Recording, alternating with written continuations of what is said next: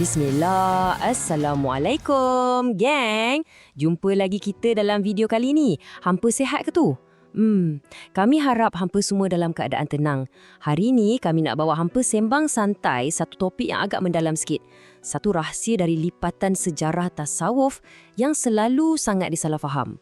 Tarik nafas perlahan-lahan, kosongkan minda dan jom kita sama-sama telusuri perjalanan jiwa ni. Pernah tak hampa terfikir apa matlamat akhir perjalanan jiwa kita lepas kita buat segala ibadat? Macam mana kita nak betul-betul rasa dekat dengan pencipta? Soalan ni bukan sekadar nak asah minda ya geng, tapi ni persoalan hakiki tentang ke mana sebenarnya arah tuju hati kita bila kita sujud berserah diri setiap hari. Untuk jawab persoalan tu, kami nak bawa hampa semua faham satu konsep rahsia dari sejarah tasawuf, iaitu Manunggaling Kaula Gusti. Konsep ni memang selalu disalahfaham oleh orang ramai. Ingat tahu, maksud sebenar konsep ni bukanlah penyatuan fizikal antara hamba dan pencipta. Sama sekali bukan. Sebaliknya, ia adalah penyatuan rasa, penyatuan kehendak dan sifat kita ke dalam kehendak hakiki sang pencipta. Kita menyadarkan kehendak pribadi demi nak menurut apa yang dia reda. Tapi sebelum kita sembang jauh lagi, ingat bang, kita berpegang teguh kepada konsep monotisme yang asli mengikut pengajian Tauhid sifat 20 berlandaskan akidah Ahlus Sunnah wal Jamaah.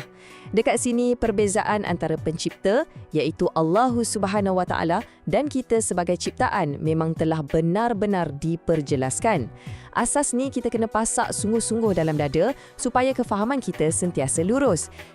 Jadi, macam mana pengalaman penyatuan spiritual ni boleh berlaku? Ia melalui satu pengalaman jiwa yang dipanggil fana. Fana ni, mudah kata, adalah kematian ego dan hawa nafsu di dalam diri kita.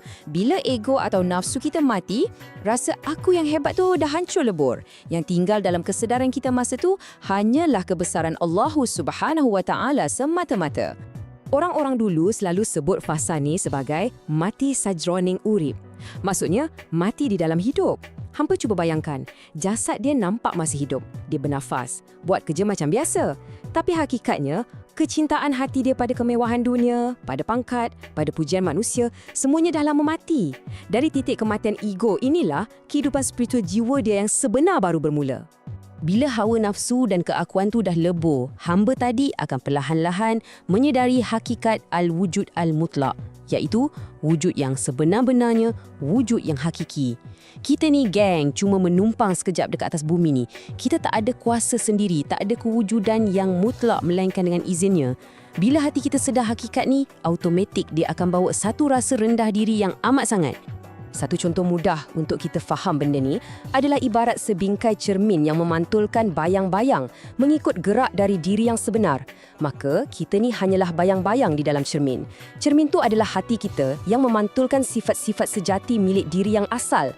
Dan diri yang asal itulah diibaratkan sebagai al-wujud al-mutlak, wujud hakiki, wujud yang sebenar-benarnya, maha suci Allah Subhanahu Wa Taala dari segala kekurangan. Maka, bayang-bayang takkan pernah wujud dengan sendirinya, malahan hanyalah berupa pantulan cahaya dari diri yang sebenarnya. Cuba hampa renungkan sejenak. Sekiranya tercuci bersih cermin hati kita tu, maka semakin jelaslah pantulan cahaya makrifatnya di dalam kehidupan kita sehari-hari. Akhlak kita akan jadi indah, mencontohi akhlak junjungan agung Nabi SAW.